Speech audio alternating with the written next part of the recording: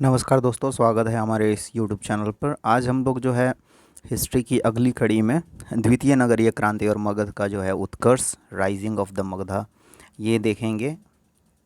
ये पांचवी वीडियो है। लगातार जो हिस्ट्री का सीरीज चल रहा है उसमें आइए देखते हैं। ये कुछ तथ्य हैं और इनसे जुड़े हुए जो पूछे जाते हैं क्वेश्चंस एग्ज़ाम्स में वो हैं।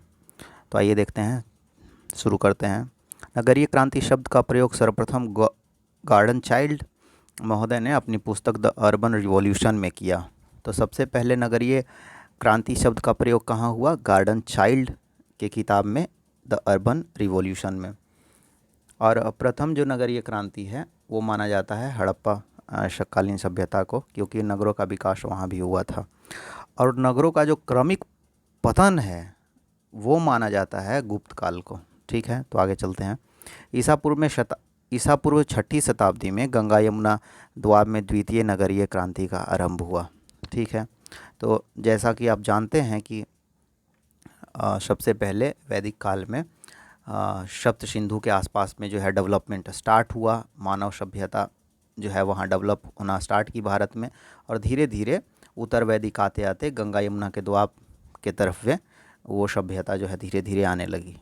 ऐसा इतिहासकारों का मानना है, विशेषज्ञों का मानना है कि वो जो सप्त सिंधु जो प्रदेश था, पंजाब वाला और सिंध वाला इलाका, वहाँ से धीरे धीरे मूव होना स्टार्ट कर दी गंगा यमुना द्वाब की तरफ। तो इसलिए इधर द्वितीय नगरीय क्रांति जो है आरंभ हुआ। बुद्ध के समय 6 प्रसिद्ध नगर का उल्लेख मिलता है। पहला है चंपा, दूसरा राजगीर, तीसरा श्रावस्ती, चौथा साकेत, पांचवा कौशाम्बी और छठा वाराणसी। तो ये कुछ जो है नगर हैं, और ये ज़्यादातर नगर जो हैं यूपी और बिहार में स्थित हैं, क्योंकि बुद्ध का जो भ्रमण था इसी क्षेत्र में था। तो जो भी पुराना ग्रंथ होगा बुद्ध से जुड़ा हुआ, पिटक वगैरह जितना होगा वो सारा यहाँ का ही उल्लेख करेगा, जाहिर सी बात है। श्रेणी संगठन किसे कहते थे आइए देखते हैं। व्यवसायियों का जो संगठन है वो श्रेणी कहा जाता था। ठीक है, तो श्रेणी क्या था? तो व्यवसायियों का संगठन। या सवाल ऐसे भी पूछा जा सकता है कि व्यवसायियों का संगठन को क्या कहा जाता था महाजनपद काल में, या द्वितीय नगरीय जब क्रांति हो रही थी तो उस टाइम श्रेणी कहा जाता था। श्रेणी के प्रमुख को श्रेष्ठिन या सेठी कहा जाता था, अथवा जेथक कहा जाता था। सार्थवाह भी कहा जाता था। श्रेणियों के बीच एकता स्थापित करने वाले को भंडारागारिक कहा जाता था। तो जो व्यापारियों के बीच में जो एकता स्थापित करे, जैसे अभी बहुत सारा ऑर्गेनाइजेशन बना हुआ है, CII और बहुत सारा NSCOM, या बहुत सारा ऑर्गेनाइजेशन है। पुराने टाइम में क्या होता था कि जो उनका एकता स्थापित कराता था उसको भंडारागारिक बोला जाता था, भंडारागारिक कहा जाता था। कुल 18 श्रेणी का जिक्र है, 18 जो है संगठन का जिक्र है व्यावसायिक संगठन का। बड़े नगरों के बड़े श्रेणियों के प्रधान जो है महाश्रेष्ठी कहलाते थे। तो ये याद रखना है कि बड़े संगठन के जो प्रधान थे उनको महाश्रेष्ठी कहा जाता था। आहत मुद्रा, जिसको कि पंचमार्क्ड कॉइन बोलते हैं, तो सिक्कों के अध्ययन को न्यूमिस्मैटिक्स कहा जाता था। तो ये सवाल जो है बार बार सारे एग्ज़ाम्स में आता है उलट पलट कर। भारत के प्राचीनतम सिक्के 5वीं शताब्दी ईसा पूर्व का प्राप्त होता है। इन्हें पंचमार्क्ड या आहत सिक्का कहा जाता है। ठीक है, तो जो सबसे प्राचीनतम सिक्का है वो 5वीं शताब्दी ईसा पूर्व का है, महाजनपदीय काल का। ये याद रखना है। बौद्ध ग्रंथों में सिक्कों के लिए कहापन अर्थात कारशापन का उल्लेख मिलता है। कहापन या कारशापन कहा जाता था बौद्ध ग्रंथ में। तांबा जो है 146 ग्रेन का, ये जो है क्वालिटी है। चांदी जो है 180 ग्रेन का वजन का, ये वजन है, सॉरी ये वजन है। और सोने का उल्लेख जो है इसमें नहीं है, तो सोने का कहीं उल्लेख नहीं मिलता है इस काल में। व्यापार और वाणिज्य कैसा था वो आइए देखते हैं। तो सबसे बड़ा बंदरगाह जो है पश्चिमी तट पर भृगुकक्षा, बैरिगाचा या भड़ौच का बंदरगाह जो है था। संगम काल में भी देखिए कि ज़्यादातर जो रोम का व्यापार होता था वो भड़ौच बंदरगाह के द्वारा ही होता था। इसके अतिरिक्त महाराष्ट्र का जो है सोपारा, नाला सोपारा जानते हैं, वो सोपारा, तो सोपारा बंदरगाह था। बंगाल के पूर्वी तट पर ताम्रलिप्ति था, ये बंगाल में था। ये बहुत ही महत्वपूर्ण बंदरगाह है, क्योंकि यहाँ से जो है चोल वगैरह के समय में भी साउथ ईस्ट इंडिया में और पूरा मतलब दक्षिण पूर्वी एशिया में व्यापार होता था, दक्षिण पूर्वी एशिया में। बौद्ध पुस्तक बावेरु जातक में मध्य एशिया में निर्यात की जाने वाली वस्तुओं में मोरों और कौओं का उल्लेख है। ठीक है, तो मध्य एशिया में कौन कौन सा दो जो है जंतु बोल सकते हैं कि उनका, दो जानवरों का जो है निर्यात का उल्लेख है, मोर और कौवा का। शिल्पियों के एक दिन विष्टि कराया जाता था। विष्टि मतलब बेगारी, आजकल कराइएगा बेगारी तो ये जुर्म है कानून। चुंगी वसूलने वाला अधिकारी जो है सॉल्किल या शुल्काध्यक्ष कहलाता था। तो चुल्की शुल्क बोलते हैं, सॉल्किल होगा या शुल्काध्यक्ष उसको कहा जाएगा। ठीक है, आगे चलते हैं। अब महाजनपदों का उदय जो है उससे संबंधित कुछ तथ्य हैं। तो बौद्ध ग्रंथ अंगुत्तर निकाय या जैन ग्रंथ भगवती सूत्र में 16 महाजनपदों का उल्लेख मिलता है। तो क्वेश्चन आता है कि 16 महाजनपदों का उल्लेख किस किस ग्रंथ में आता है या किस ग्रंथ में आता है। तो बौद्ध ग्रंथ अंगुत्तर निकाय और जैन ग्रंथ भगवती सूत्र में। अंग जो है, अब देखते हैं कि महाजनपद कौन कौन से थे और उनका जो लोकेशन था एग्जैक्ट वो कहाँ कहाँ था। तो अंग जो है वो भागलपुर मुंगेर वाला जो इलाका है उसको अंग बोलते थे। महाभारत काल में बोला जाता है कि यहाँ से जो है कर्ण का, राजा कर्ण का जो है संबंध था। राजधानी जो है इसकी चंपा थी। शासक जो है ब्रह्मदत्त थे। ठीक है, मतलब संस्थापक कह सकते हैं या फिर वहाँ का बड़ा शासक जो है नामचीन शासक। मगध जो है वो पटना, गया, आंशिक शाहाबाद क्षेत्र। आंशिक शाहाबाद मतलब ये भोजपुर वाला जो सासाराम वाला इलाका है वो, ये 4-5 डिस्ट्रिक्ट हैं यहाँ पे। राजधानी जो है इसकी पहले राजगीर थी और बाद में जो है पटना जो है लाया गया। वजी जो है वो तिरहुत प्रमंडल में वजियों का राज्य जो है हुआ। ये जो है बहुत पुरानी बोल सकते हैं कि लोकतांत्रिक एक जगह थी, सबसे पुरानी विश्व की। 8 कुल, जिनमें 3 विदेह वजी और लिच्छवी। वैशाली राजधानी थी इसकी वजी की, और आधुनिक जो है वसाड़ जो बोलते हैं जगह है एग्जैक्ट वही। काशी जो है इसकी राजधानी जो है वाराणसी थी। काशी तो ऐसे भी जानते हैं आप लोग। यहाँ का शासक जो है ब्रह्मदत्त काफ़ी फेमस थे। कौशल के राजा कंस ने काशी को जीत लिया था। तो ये भी याद रखना है कि किस राजा ने काशी को जीता था। तो कौशल के राजा कंस ने। ये वो कंस नहीं है महाभारत काल वाला, ये दूसरा कंस है। कौशल, इसकी राजधानी जो है श्रावस्ती। अब इससे संबंधित एक सवाल पूछता है कि आधुनिक काल में जो है श्रावस्ती कहाँ पे है स्थित, कौन से 2 गांव में। तो शहेत महत गांव है, वहाँ पर ये स्थित है। एग्जैक्ट वही लोकेशन था, बाद में अभी जो है चूँकि सारा डेवलपमेंट हो चुका है नगरों का। दक्षिण राजधानी जो है कुशावती थी। ये पांचाल से पूर्व में गंडक के पास में थी। ठीक है, इसमें ही शाक्य का कपिलवस्तु गणराज्य शामिल था। ठीक है, तो कौशल में ही जो है शाक्य लोगों का कपिलवस्तु गणराज्य शामिल था, जहाँ की बुद्ध का जो है जन्म होता है। कंस जो है महाकौशल, प्रसेनजित, विड्डूब, शाक्य पर आक्रमण कर उसे नष्ट कर दिया। कौन कौन? तो कंस, महाशोक, ये सब उसके राजा हैं। कंस, महाकौशल के बाद प्रसेनजित, फिर विड्डूब। इन्होंने शाक्य को जो है नष्ट कर दिया विड्डूब ने। मल जो है पूर्वी उत्तर प्रदेश का देवरिया जिला जो है पड़ता है, गोरखपुर वाला इलाका, वो मल लोगों का स्थान था। यहाँ पर ही बुद्ध भगवान का जो है मृत्यु हुआ था, इसी प्रदेश में। इसकी राजधानी कुशीनगर, यहीं पे बुद्ध का मृत्यु हुआ था, महापरिनिर्वाण जिसको बोलते हैं। तो इसकी राजधानी कुशीनगर एवं पावा है। कुशीनगर में बुद्ध का महापरिनिर्वाण तथा पावा में महावीर का हुआ था। ठीक है, वत्स जो है आधुनिक इलाहाबाद का क्षेत्र है। राजधानी इसकी कौशाम्बी थी, वो कौशाम्बी इलाका कहा भी जाता है। बौद्ध काल में पौरव वंश का शासक था यहाँ पे बुद्ध काल में। और यहाँ के शासक उदयन का कौशल के प्रदोत के साथ में शत्रुता है। और ये बड़ा अच्छा कहानी है कि उदयन का जो है प्रदोत की कन्या वासवदत्ता से प्रेम हो गया और वो शादी कर लेता है। तो बाद में मैत्रीपूर्ण संबंध हो जाता है। वासवदत्ता के जो लेखक हैं वो है भास। ये जो है सवाल पूछता है कि वासवदत्ता के लेखक कौन है। तो भास ये जो है उदयन और वासवदत्ता की लव स्टोरी है। उदयन को बौद्ध, देखिए ये जो है उदयन अलग है, और जो एक उदयन, उदयन का जिक्र आएगा, उदयन का एक आएगा पाटलिपुत्रा में, और ये जो है उदयन अलग है, जो पाटलिपुत्रा का उदयन है। उदयन को बौद्ध भिक्षु पिंडोला ने बौद्ध मत में दीक्षित किया था, तो ये भी सवाल आता है। तो पिंडोला ने जो है उदयन को बौद्ध मत में दीक्षित किया था, ये याद रखना है। कुरुक्षेत्र दिल्ली वाला इलाका, मेरठ दिल्ली थानेश्वर, राजधानी इसका इंद्रप्रस्थ, पुराने टाइम से रहा है। बुद्ध काल में यहाँ का राजा कौरव्य था, ठीक है, तो इसको याद रखना है। पांचाल के तरफ चलते हैं, तो आधुनिक रुहेलखंड के ये बरेली बदायूं वाला जो इलाका है, गंडक के उस पार वाला इलाका, तथा फर्रुखाबाद, उत्तरी राजधानी जो है अहिछत्र, और दक्षिणी राजधानी जो है काम्पिल्य है। द्रौपदी का पांचाल से संबंध था, तो द्रौपदी जो थी वो इसी इलाका की थी, तो ये याद रखना है। महाभारत कालीन में तो वो तो मेन हिस्ट्री में से आता नहीं है, लेकिन चूंकि जिक्र आता है तो वो याद रखना है। तो इसकी राजधानी जो है अहिछत्र थी। अवंती जो है आधुनिक मालवा का क्षेत्र है, मध्य प्रदेश वाला क्षेत्र जो है मालवा का।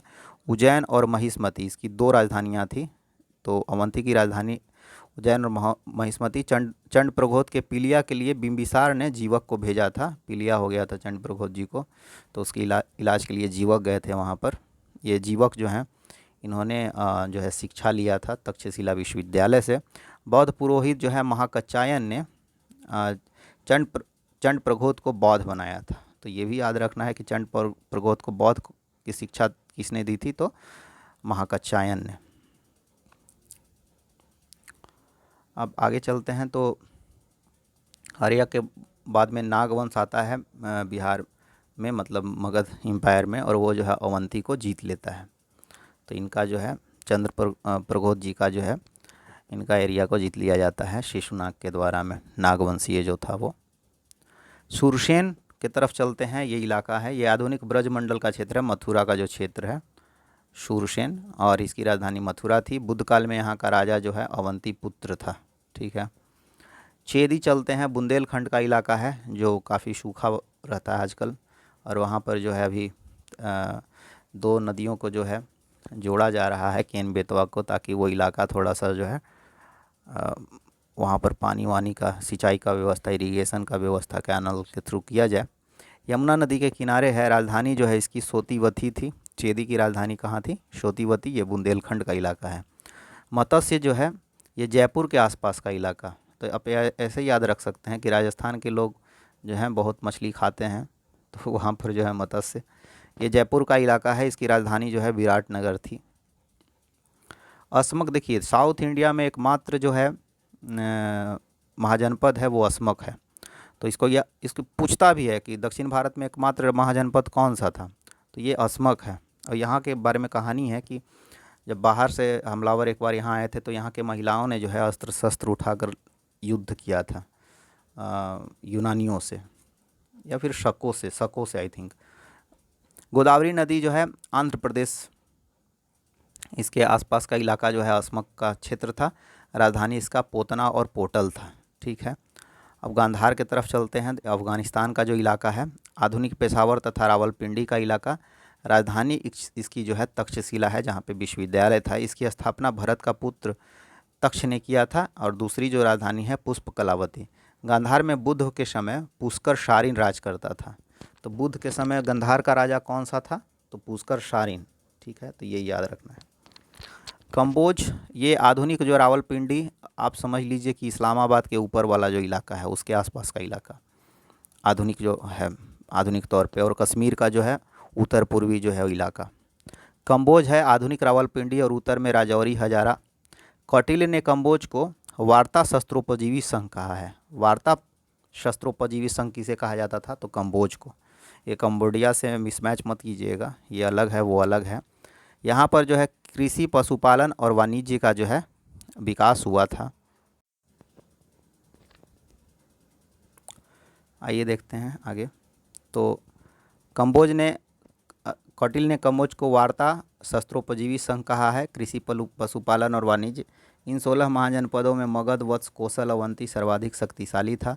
मगध का जो उत्कर्ष है वो है, प्रारंभिक राजधानी इसका था राजगीर गिरिब्रज, बाद में जो है पाटलिपुत्रा इसका राजधानी हुआ। हर्यक वंश जो है पितृहंता वंश है, 544 ईसा पूर्व से 412 ईसा पूर्व। इस वंश का संस्थापक जो है बिंबिसार था। बिंबिसार अथवा श्रोणीय 544 ईसा पूर्व से 492 ईसा पूर्व, यानी कि 44 और 8 52 साल ये जो है रहा। इसको बिंबिसार को जो है श्रोणीय भी कहा जाता था, तो ये भी याद रखना है। जैन साहित्य में श्रोणीय कहा गया है बिंबिसार को। विवाह जो है इसने बहुत सारा विवाह किया था। तो लिच्छवी चेटक की पुत्री चेलना के साथ में विवाह था। कौशल नरेश प्रसेनजीत की बहन महाकोसला के साथ में था। ये प्रसेनजीत भी जो है बुद्ध भगवान के शिष्य थे। दहेज में काशी इसको मिला था। मध्य प्रदेश की राजधानी क्षेमा से इसका विवाह था। बिंबिसार ने अपने वैध जीवक को चंड प्रघोत अवंती के पास भेजा। जैसा कि हम लोग पहले डिस्कस कर चुके हैं कि जीवक जो हैं वो शिक्षा लिए थे तक्षशिला से, और उनको जो है भेजा गया था बिंबिसार के द्वारा चंड प्रघोत के पास में, उनको पिलिया हो गया था। अंग के शासक ब्रह्मदत्त को हराकर अपने राज्य में मिला लिया। ठीक है, तो ब्रह्मदत्त को हराया है। अंग जो है जो इलाका पड़ता है भागलपुर और बिहार में जो है भागलपुर वाला जो इलाका है अंग का क्षेत्र कहा जाता है वो, तो वहाँ पर जो है वहाँ का शासक ब्रह्मदत्त को हराकर इन्होंने उसको अपने राज्य में मिला लिया अंग को। राजगीर की स्थापना पुत्र अजातशत्रु के द्वारा हत्या। ठीक है, तो राजगीर की स्थापना इन्होंने की, पहली जो है राजधानी थी हर्यक वंश की, और इनके पुत्र के द्वारा इनकी हत्या कर दी जाती है अजातशत्रु के द्वारा।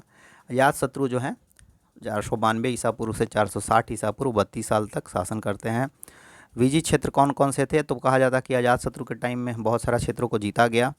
तो कौशल जो है, जो कि खुद इनका जो है कौशल में जो है मामा, यानी कि जो प्रसेनजीत हैं वो मामा हुए इनके, तो उनको हराकर जो है ये क्षेत्र जीत लिया गया।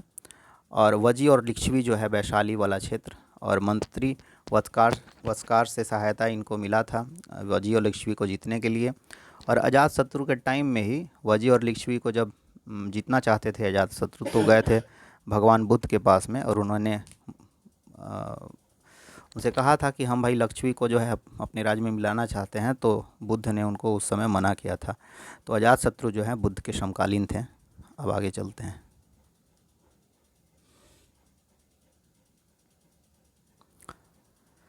चलिए, इसके शासन के 8वें वर्ष में बुद्ध का महापरिनिर्वाण हुआ। ठीक है, तो राजगीर के सप्तकर्णी गुफा में प्रथम बौद्ध संगीति का जो है आयोजन किया गया। तो प्रथम बौद्ध संगीति का आयोजन कब हुआ? अजातशत्रु के समय में, सप्तकर्णी गुफा में, राजगीर के सप्तकर्णी गुफा में। पुत्र उदयन ने जो है हत्या कर दी इनकी। ये अब उदयन आ गया। बुद्ध के अवशेषों पर राजगीर में स्तूप का निर्माण इन्होंने करवाया। उदयन जो है ये है 460 से 444 ईसा पूर्व, यानी कि लगभग 16 साल। पाटलिपुत्र या कुसुमपुर की स्थापना उदयन ने की थी। ठीक है, और राजधानी भी इसने हस्तांतरित की पाटलिपुत्र। तो पूछता भी है कि पाटलिपुत्र की स्थापना किसने की, तो अजातशत्रु के पुत्र उदयन ने, हर्यक वंशीय था ये। छुरा भोंकर एक व्यक्ति ने पाटलिपुत्र में इसकी हत्या कर दी। जनता ने इसके बाद में शिशुनाग नामक एक अमात्य को, जो मंत्री था उस टाइम, को राजा बनाया। ठीक है, तो अमात्य जो है उसको राजा बनाया गया। अमात्य जो है वो पद था, मतलब इंटेलिजेंस वगैरह का भी काम में ये लोग लगे रहते थे। शिशुनाग वंश चलते हैं। तो संस्थापक जो है इनका शिशुनाग है। 412 ईसा पूर्व से 394 ईसा पूर्व, यानी कि 12 और 6 18 साल इन्होंने लगभग शासन किया। अवंती को जीतकर मगध की राजधानी वैशाली स्थानांतरित की। एकमात्र बार अगर वैशाली राजधानी गया तो शिशुनाग के टाइम में राजधानी गया, तो ये याद रखना है। अवंती को इन्होंने जीता। कालाशोक अथवा काकवर्ण, शिशुनाग के बाद में आ रहे हैं काकवर्ण, 394 ईसा पूर्व से 366 ईसा पूर्व। तो ये महान शासक हैं कालाशोक जो हैं। और पुनः इन्होंने जो है पाटलिपुत्र राजधानी स्थानांतरित कर दी। तो इनका अगर देखा जाए काल, तो लगभग 28 साल ये शासन करते हैं। और इसके समय में वैशाली में द्वितीय बौद्ध संगीति का आयोजन किया गया। तो प्रथम किया गया अजातशत्रु के टाइम में और राजगीर में, और दूसरा किया गया बौद्ध संगीति कालाशोक के टाइम में वैशाली में। और घूमते हुए व्यक्ति ने छुरा घोंप कर हत्या कर दी। इनका भी जो है हत्या छुरा घोंप कर हो गया, ठीक है। और उदयन का भी हत्या जो है छुरा घोंप कर किया गया था। अब चलते हैं नंदवंश। यह है 344 से 324 ईसा पूर्व, ठीक है। संस्थापक जो है महानंदीन थे। तो ये पूछता है, असली संस्थापक महापद्मनंद थे, लेकिन संस्थापक जो हैं महानंदीन थे। जैसे कि आप गुप्त काल में चलेंगे तो श्री गुप्त संस्थापक थे। चंद्रगुप्त प्रथम को भी कहीं कहीं असली संस्थापक माना जाता है। शिशुनाग वंश के बाद मगध की गद्दी का जो है शासक बने महानंदीन। इसका वध एक शूद्रदासी पुत्र महापद्मनंद ने कर दी। और फिर इसके बाद में महापद्मनंद जो है गद्दी पर बैठते हैं महानंदीन के बाद में। महापद्मनंद जैनी थे। तो आइए देखते हैं इनसे जुड़ा हुआ तथ्य। मगध का सबसे शक्तिशाली राजा जो है महापद्मनंद थे। पहली बार कलिंग विजय, और इनके टाइम में मगध बहुत शक्तिशाली हो गया और दूर दूर तक जो है इसकी प्रभुता का वर्णन सुनने को मिलने लगा। इस पहली बार कलिंग विजय किए खारवेल शासक। हाथी गुम्फा अभिलेख जो जुड़ा हुआ है, नहर खुदवाने का भी उल्लेख है, ठीक है। हाथी गुम्फा ये खारवेल शासक के द्वारा हाथी गुम्फा। और जीनसेन की जैन प्रतिमा कलिंग का उठाकर मगध लाया गया, ये हाथी गुम्फा अभिलेख में बताया गया है। तो जीनसेन का जो है जैन प्रतिमा, क्योंकि महापद्मनंद जैन थे और खारवेल शासक भी जैन थे, दोनों जैन थे, तो वहाँ से जो है शत्रुता के कारण जीनसेन का जो है प्रतिमा उठाकर लाया गया। पुराणों में एक छत्र या एकराट कहा गया है। एकराट उसको बोलते थे जिसे साउथ के राजा को भोज बोलते थे, नॉर्थ वाले राजा को स्वराट बोलते थे। हम लोग दूसरा वीडियो में देखे हुए थे। और जो पूर्वी भारत के राजा जो होते थे उसको सम्राट, और सारे लोगों को जो जीत ले उसको जो है एकराट कहा जाता था। तो इसमें पुराणों में इनको एकराट कहा गया है। धनानंद, तो नंद वंश का अंतिम सम्राट थे धनानंद, और सिकंदर के समकालीन थे। और कहा जाता है कि चाणक्य इनको कहने गए थे कि आप जो है बाहर के हमलावरों पर भी ध्यान दीजिए, थोड़ा बाहर के हमलावरों को हराइए। लेकिन उन्होंने अपमान किया था धनानंद ने चाणक्य का। धनानंद के टाइम में क्या हुआ कि अत्यधिक कर लगाने देने से जनता जो है क्षुब्ध हो गई, ठीक है। जनता क्षुब्ध हो गई। चाणक्य की मदद से चंद्रगुप्त मौर्य ने इसे सत्ता से पदच्युत कर दिया। जैन मत का शोषक थे धनानंद भी, और जैन अमात्य सकटाल तथा तुलभद्र इनके समय में थे। तो ये याद रखना है। बुद्धकालीन प्रमुख गणराज, तो कपिलवस्तु के शाक्य जो गणराज थे, मतलब रिपब्लिक जो थे, सुषुमार के पर्वत के भण, अलकप के बुली, केश गुप्त के कलाम, रामगाम के कोलिये, कुशीनारा के मल, पावा के मल, पिपलीवन के मौर्य, वैशाली के लिच्छवी और मिथिला के विदे। ये कुछ लोकतांत्रिक जो है गणराज्य जो था वो था।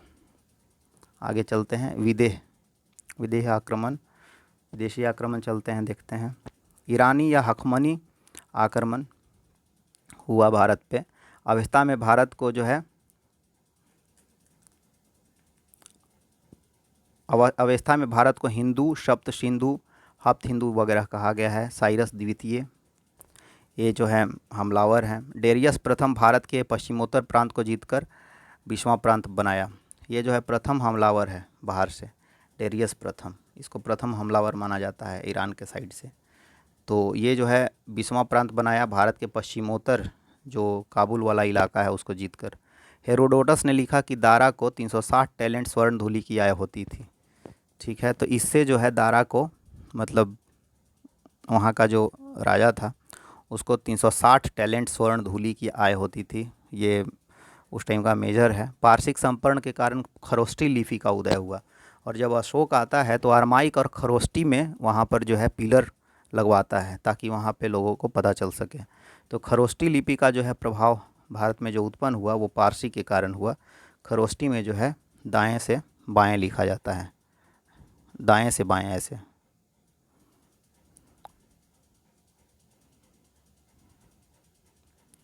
ठीक है।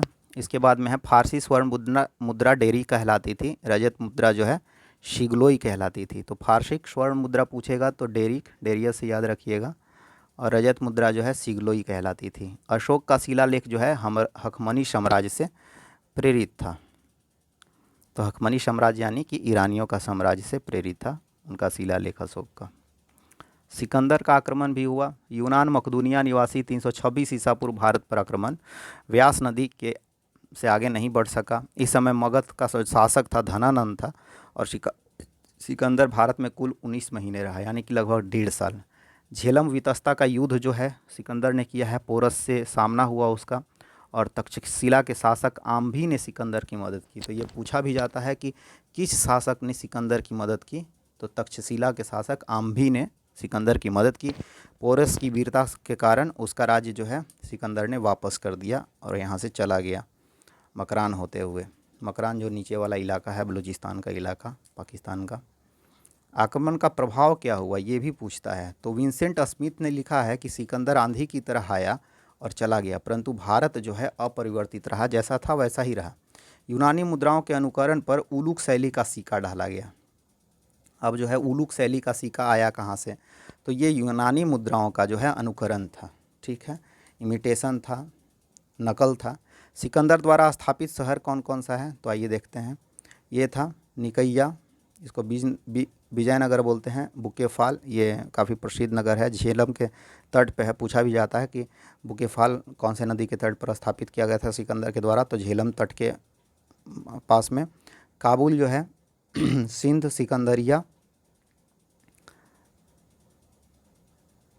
और उसके साथ जो है सिकंदरिया ये जो है जगह है, उसके साथ जो है निरियाकस, बहुत सारे लोग आए थे, हिस्टोरियन हैं, फिलोसफर थे उस वक़्त के, तो उसके साथ जो है निरियाकस, आने सिक्रेटस और हिस्टोवुल्स, बहुत सारे और लोग उसके साथ में आए थे, उनका ऐतिहासिक प्रमाण मिलता है। सिकंदर का प्रत्यावर्तन, अभी आगे हम लोग इसको और भी अच्छे से देखेंगे, अभी तो पहला इसका इंट्रो है। तो सिकंदर का इस चैप्टर का, तो सिकंदर का जो प्रत्यावर्तन है इसमें अभी बौद्ध और जैन में खूब अंदर तक देखेंगे, उनके सिद्धांत और उनसे जुड़े हुए बहुत सारे तथ्य अगले वीडियो में। सिकंदर का प्रत्यावर्तन जो है सिंधु, उससे क्या प्रभाव हुआ उसके बाद में, तो सिंधु फिलिप को, अच्छा वो जो इलाका था वो किसको किसको बांटा गया, जो सिकंदर जो जीता था, तो सिंधु फिलिप को, सिंधु झेलम जो है आम्भी को दे दिया गया जो उसको सहायता किया था। झेलम ब्यास का एरिया जो है पोरस को मिल गया वापस। चौथा प्रांत जो है सिंधु नदी का निचला इलाका वो जो है पीथोन को दे दिया। वापस लौटते हुए निरियाकस को समुद्र मार्ग से स्वयं मकरान से 323 ईसा पूर्व में बेबीलोन में उसकी मृत्यु हो गई। तो है वापस लौटा है मकरान के समुद्री रास्ते से नीचे से, और 323 ईसा पूर्व में जो है सिकंदर की मृत्यु हो गई। अलेक्जेंडर द ग्रेट यूनानी शासक। मालवा तथा शूद्रक गणों के संघ के हमले में सिकंदर घायल, तो घायल हुआ था। मालवा और शूद्रक जो गण थे वहाँ के, उनके हमले में सिकंदर घायल हो गया था, और घायल अवस्था में ही जा रहा था और उसकी जो है डेथ हो गई। इसीलिए बोलते हैं कि सिकंदर विश्व विजयी का जहाँ तलवार टूटा था, मतलब भारत के बारे में कहा जाता है। तो चलिए आज के लिए इतना ही, धन्यवाद, मिलते हैं अगली वीडियो में।